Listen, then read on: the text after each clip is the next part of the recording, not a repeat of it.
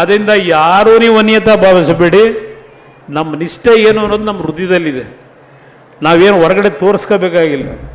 ಪರಮ ಪೂಜ್ಯರಿಗೆ ಏನಾದರೂ ನನ್ನಿಂದ ಅಪಚಾರ ಆಗಿದೆ ಅಂತ ಇದ್ರೆ ಈಗಲೂ ಸಾರ್ವಜನಿಕವಾಗಿ ನಾನು ಸಮಯ ಕೋರ್ಬಿಡ್ತೀನಿ ನಮ್ಮ ಸ್ವಾಮೀಜಿಯವ್ರನ್ನ.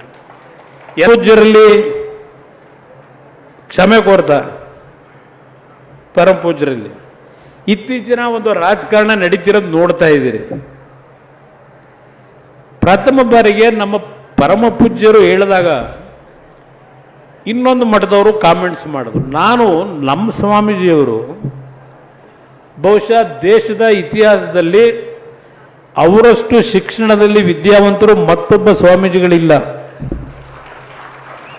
ಅವರಲ್ಲಿ ಒಂದು ಒಳ್ಳೆಯ ವಿಚಾರಗಳನ್ನು ಜಾರಿಗೆ ತರತಕ್ಕಂಥ ನಿಟ್ಟಿನಲ್ಲಿ ಅವರದೇ ಆದಂಥ ಒಂದು ವಿಷನ್ಗಳನ್ನು ಇಟ್ಕೊಂಡಿದ್ದಾರೆ, ಕಲ್ಪನೆಗಳನ್ನು.